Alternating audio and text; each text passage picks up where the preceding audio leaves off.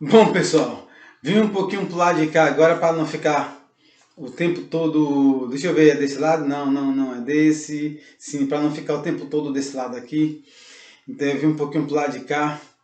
E produção, vamos começar aí a nossa aula sobre vírgula. Me diz uma coisa, vocês sabem tudo sobre vírgula? Vocês sabem como colocar cada vírgula? Vocês sabem onde as vírgulas devem ficar? É isso que nós vamos estudar agora. Porque muitas vezes quando nós fazemos um texto, a tendência é a gente colocar vírgula, toda pausa que respira. Isso a gente aprendeu há muito tempo atrás, alguns aprenderam há muito tempo atrás, que a vírgula se coloca toda vez que vai dar uma pausa para respirar, e não é isso. Tá? A vírgula existe regra e você não pode colocar a vírgula em qualquer lugar toda vez que você tem que parar para respirar.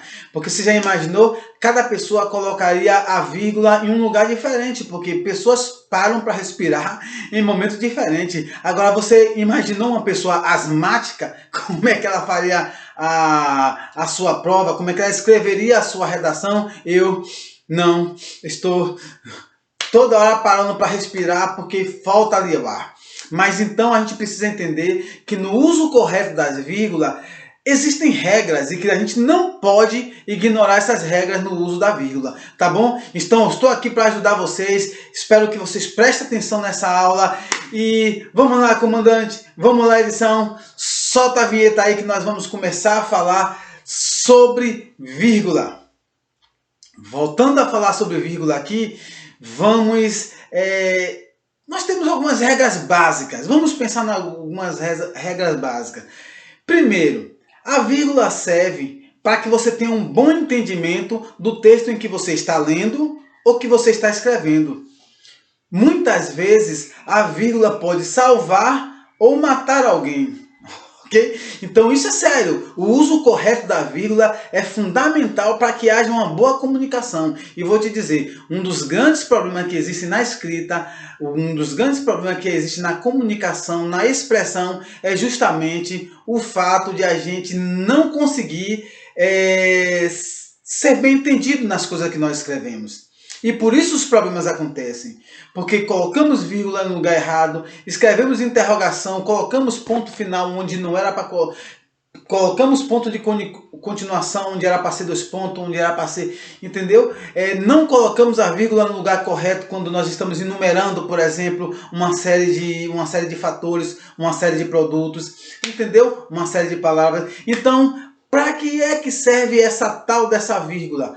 Um traço tão pequeno, curvado, e que a gente muitas vezes, se não colocar, claro, se a gente não colocar na forma correta, no momento correto, você pode estar dizendo qualquer coisa e não ter o sentido correto da transmissão do que você quer que as pessoas entendam. E isso causa problemas, sim. Porque quando você escreve uma redação que você não coloca a vírgula no lugar correto, o corretor ele pode entender de forma inadequada a sua redação. E por isso, se sua redação não fizer sentido, não tiver coerência, não tiver coesão, simplesmente a sua redação não vai tirar uma boa nota, entendeu? Então assim, primeira regra, vamos pensar numa regra aqui para a gente pensar em vírgula. Primeira regra, não se separa sujeito do verbo. Então, se eu escrevo assim, uma frase, eu irei muito bem nas provas, eu não posso colocar eu, vírgula, irei. Não posso. Por quê? Porque você não pode separar o sujeito do verbo através da vírgula. Eu irei muito bem nas provas. Ok? Não tem que ter vírgula, eu irei muito bem nas provas. Negativo. Eu irei muito bem nas provas. Pronto, acabou. Não tem que inventar vírgula. Não tem que botar vírgula aonde ela não existe. Muito bem? Então, segundo exemplo, você não pode falar isso comigo. Então, você não pode colocar você, vírgula, não pode falar isso, vírgula, isso comigo. Não pode. Então, assim, a primeira regra, não se separa sujeito do verbo. Também não se separa o sujeito do seu complemento. E uma terceira regra é não separar o objeto do seu complemento. Então, a vírgula você não coloca em qualquer lugar. A vírgula existe sim. Existe uma regra e que nós precisamos seguir essa regra se nós quisermos fazer uma boa redação, entender um texto que nós estejamos lendo. Vírgula com a conjunção pois. Toda vez que você vai começar uma conjunção pois, você pode sim separar ela com vírgula. Estive na casa de minha mãe, vírgula, pois precisava que ela me ensinasse língua portuguesa. Entendeu? Aí você coloca a vírgula, porque você está colocando antes da conjunção pois. Você coloca a vírgula, porque vai começar agora a falar de explicar algo que você falou anteriormente. Continuar algo que você falou anteriormente. Então, toda vez que tiver uma conjunção pois, você pode sim colocar a vírgula. Ela dança muito bem, pois é dançarina. Ok? Ela dança muito bem, pois ela é dançarina. Então, causa, visto que, uma vez que, porque, tudo isso você pode colocar uma vírgula da maneira correta. Entendeu? Ou seja, ela dança muito bem. Será, vírgula, será, pois, vírgula, que ela dança bem? Pronto. Toda vez que você tiver uma conclusão, por isso, logo, portanto, toda vez que você vai concluir um pensamento, você coloca a vírgula para começar a conclusão desse pensamento. Por isso que eu estou dizendo a você, por isso, logo e portanto. Toda vez que você for começar a conclusão do seu pensamento com essas palavras, você pode sim colocar vírgula, porque essa é a regra. Agora eu tenho uma observação para falar para vocês. Se você quiser dar um sentido de conclusão, você coloca a vírgula. Mas não colocou a vírgula antes de e depois do pois. Entendeu? Você não pode colocar antes e depois do pois. Você coloca antes. Porque senão pode gerar uma falha de coesão no seu texto, dependendo da forma como você vai concluir aquele texto, ok? Tem que ter coerência também. Tem que ter coerência e coesão em tudo que você for falar. Outro momento em que você precisa prestar atenção, porque você precisa colocar a vírgula. Quando você quer assinalar um aposto, ou seja, você quer assinalar um aposto, quer colocar um aposto na sua frase, você coloca a vírgula. Por exemplo, meu professor, minha professora, uma pessoa maravilhosa, faz com que eu entenda o texto. Preste atenção. Você coloca minha professora, pessoa maravilhosa, que faz com que eu entenda o texto. Então, quando você coloca meu professor, vírgula, pessoa maravilhosa, vírgula, faz com que eu entenda o texto, você está dando uma pausa para explicar quem é o seu professor. E aí você coloca a vírgula, você coloca pessoa maravilhosa entre vírgulas.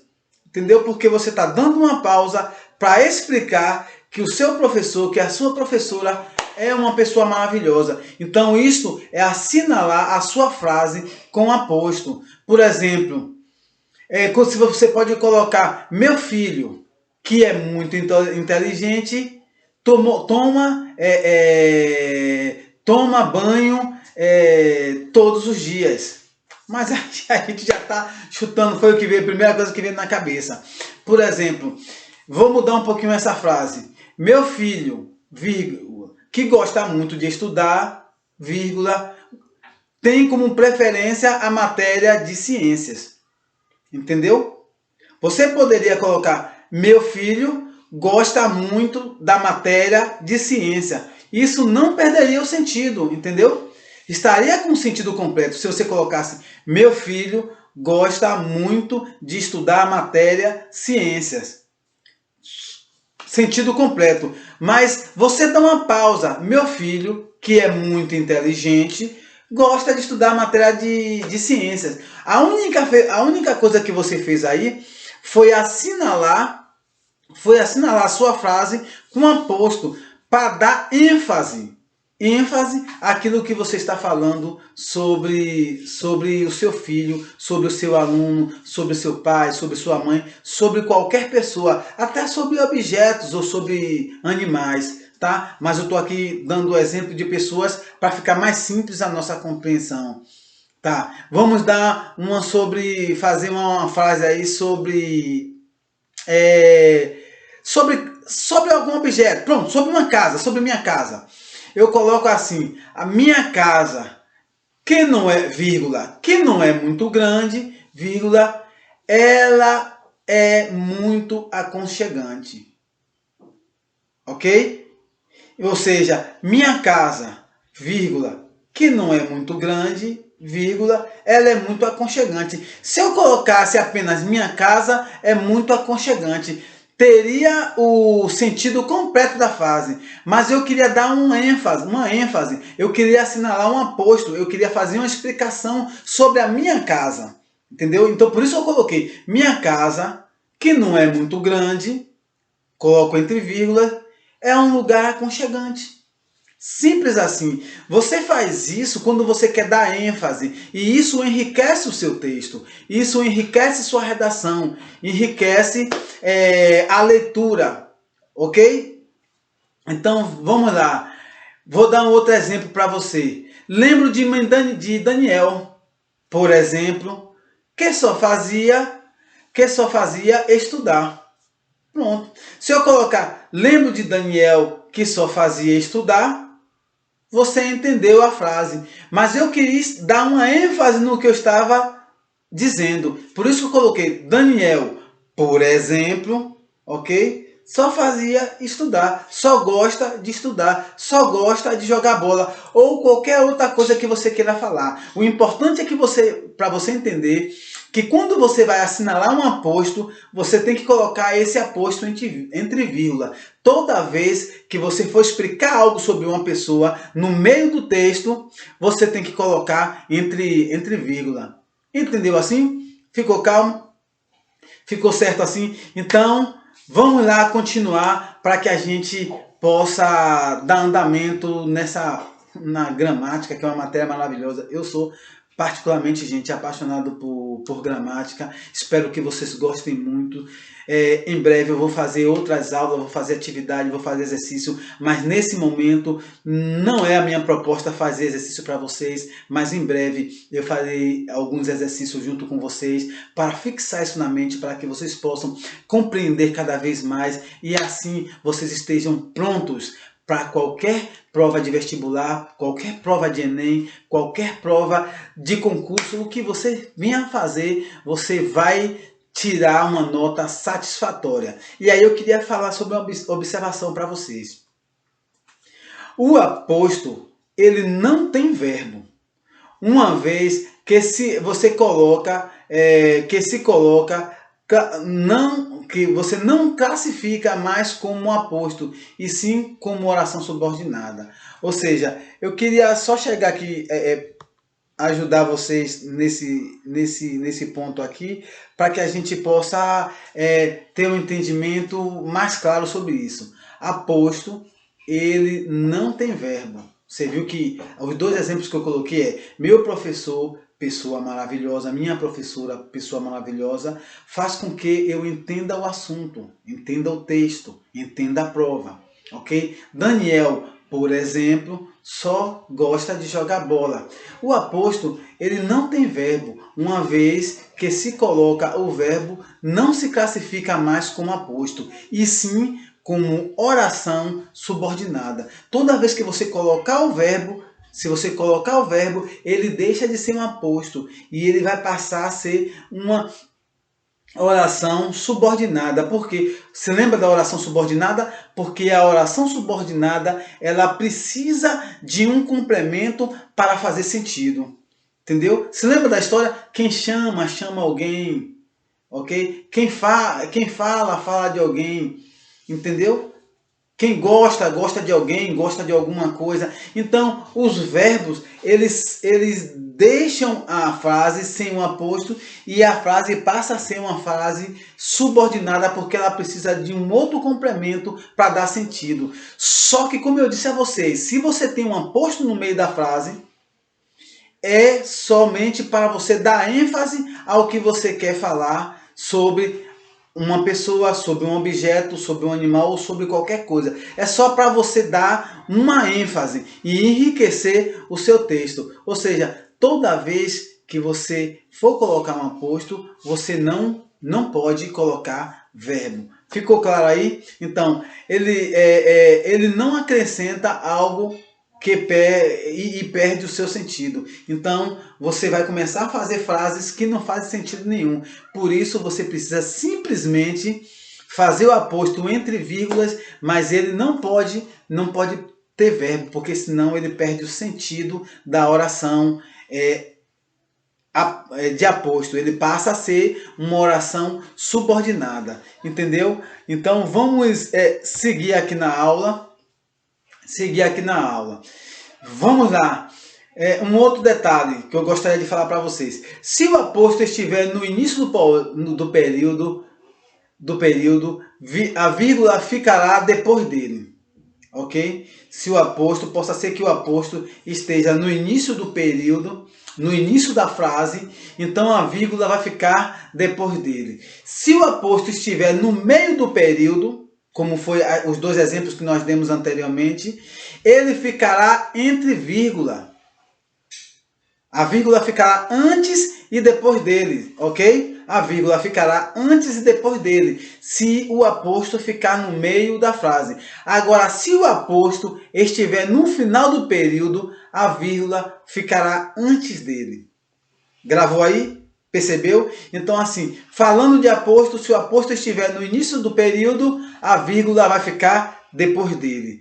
Se o aposto estiver no meio da frase, a vírgula vai ficar antes e depois dele. Agora, se o aposto estiver no final do período, a vírgula ficará antes dele. Ficou claro aí? Para esse entendimento. Então, a gente tem uma regra aí. E essa regra diz que antes do i, aí a gente precisa prestar bastante atenção nisso.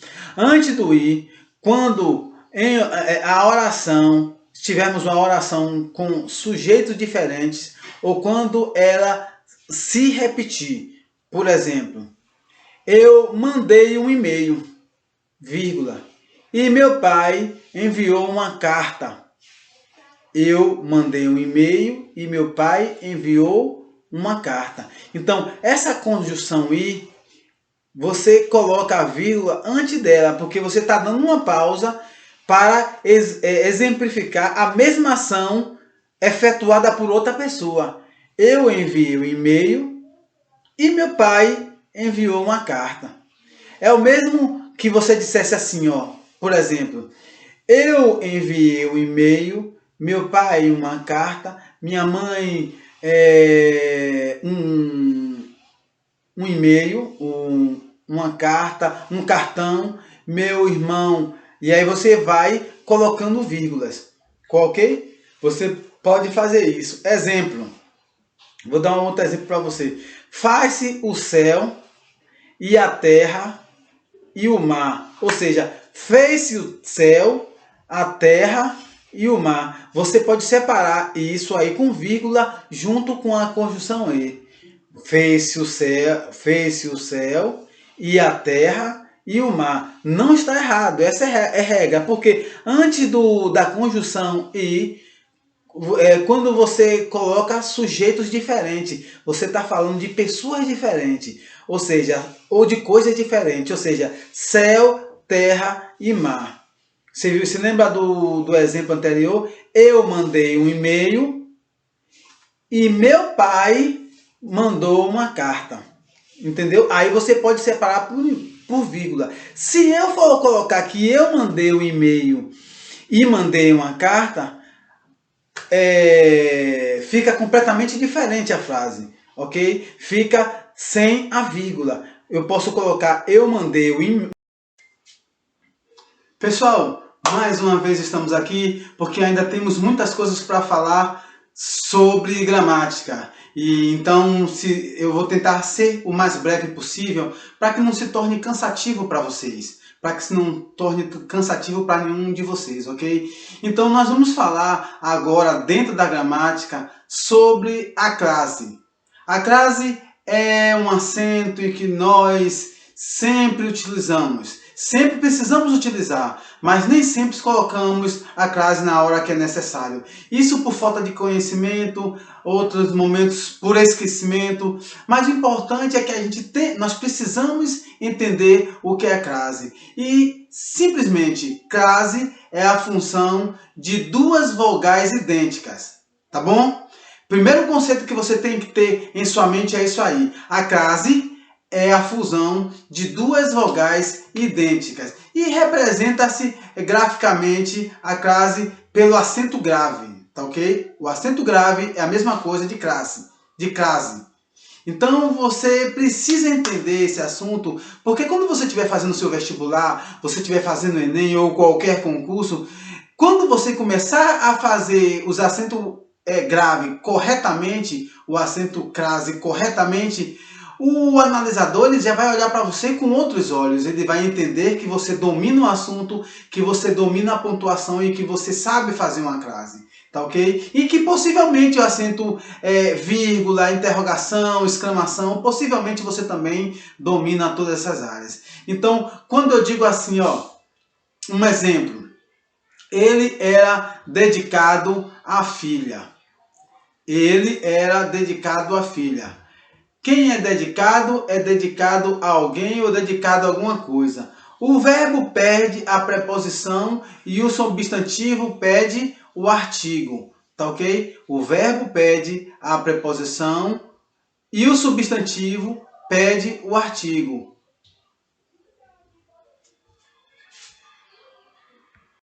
Ou seja, quem é dedicado a alguém, o primeiro a, ou a alguma coisa.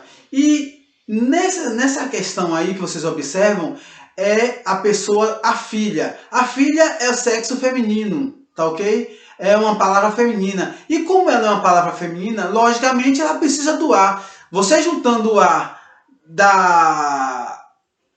da filha, né? O a, por ser uma palavra feminina, o a que vem da filha, mas quem é dedicado a alguém, você une os dois as e forma um único a, e aí você representa graficamente com acento grave, ok? Então assim, vamos ver um outro exemplo aqui para nos ajudar cada vez mais e a gente entender um pouquinho mais.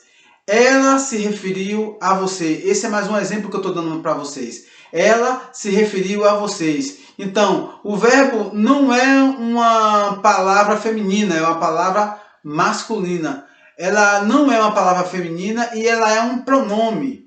Então, não se pode, não se pede o artigo a. Então, quando você se refere a alguém ou a alguma coisa. Só que se refere a você, e você não é uma palavra feminina, ela é um pronome. Então você automaticamente não coloca a crase. Só coloca a crase se for uma palavra feminina e que pede um outro a, ok? Ou por exemplo assim, dentro desse contexto que eu estou falando, ela se referiu a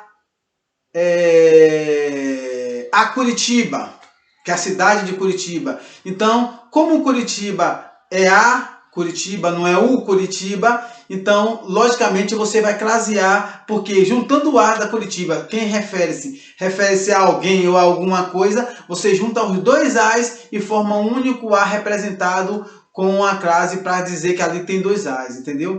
Então, vamos dizer mais um exemplo aqui. Ela se referiu à religião. Religião é uma palavra feminina.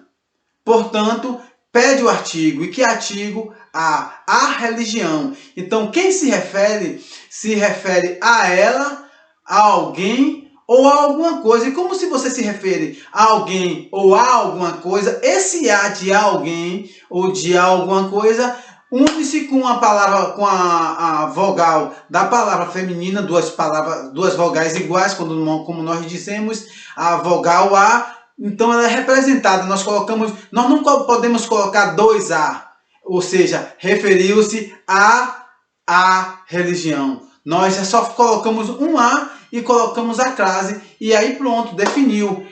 É uma palavra que se refere a ou alguém. Como não é uma palavra masculina, religião é uma palavra feminina, você se refere à religião como a religião, então ela pede um outro A, e ao invés de você colocar dois A, você coloca um A só e coloca a crase, ok? Essa é uma forma, é uma regra do português que nós precisamos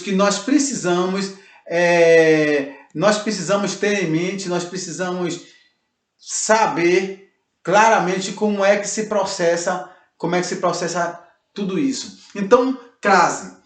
A regra é substituir a palavra feminina por uma palavra masculina correspondente, ok? Você tem lá, como regra, você vai substituir a palavra feminina por uma palavra masculina.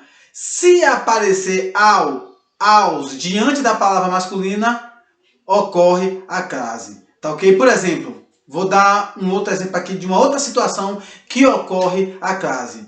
Irei à cidade. A palavra é feminino e pede um acento, tá ok? Então, irei à cidade. Então, quem vai a algum lugar. Então, se vai a algum lugar, se pede o A. Se cidade é uma palavra feminina, então juntando dois A, você coloca um A e a crase, tá bom? Irei ao turno da noite. Irei ao turno da noite. Ou irei à noite, eu irei ao turno da noite. Quando você substitui a letra, como nós dissemos anteriormente, a palavra feminina por uma palavra masculina e automaticamente você tem que colocar o ao turno da noite, a palavra fica correta, entendeu? Outra regrinha básica que nós não podemos nos esquecer, por exemplo, se você substituir o por para ou para a, se aparecer a palavra para, aí você tem que colocar a crase. Por exemplo, contarei uma história a você. Aí você está indeciso, não sabe se você coloca a crase ou não. Então você substitui, para ver se faz sentido, você substitui a letra A pela palavra para. Se fizer sentido, você coloca a crase. Contarei uma história a você. Contarei uma história para você. Então, logicamente, você vai pegar essa frase e vai crasear, porque você substituiu o ar por para, continuou com o mesmo sentido, então você coloca a crase. Outro exemplo, fui à Holanda.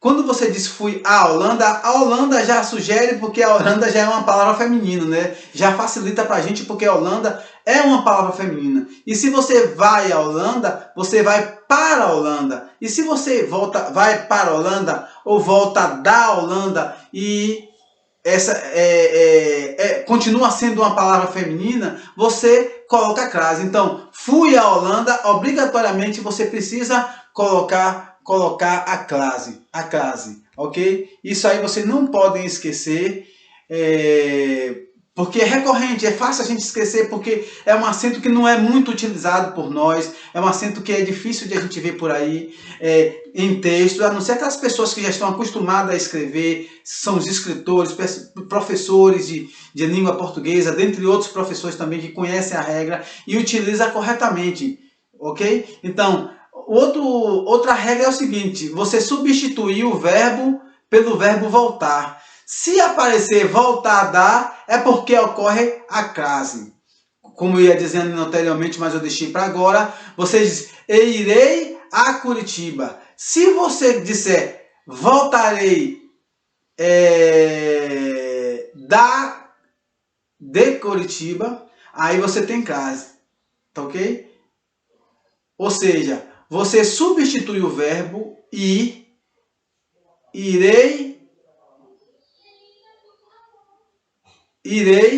pelo verbo voltar. Se aparecer voltar a, ocorre a crase. Então, irei a Curitiba. Aí você automaticamente você coloca voltarei, voltar.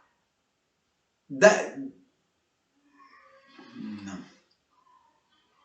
Então, ocorre a crase, você tem que substituir o verbo ir pelo. Quando você tem uma regra, e essa regra nos diz o seguinte: nós temos mais uma regra.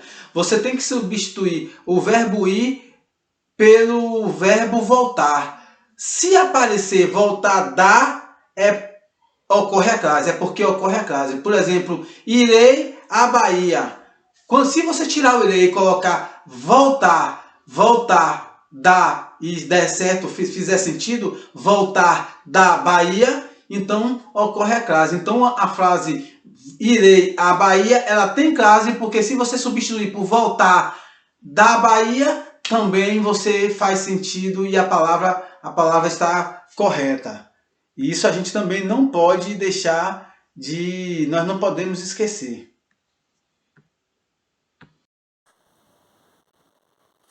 E as orações coordenadas?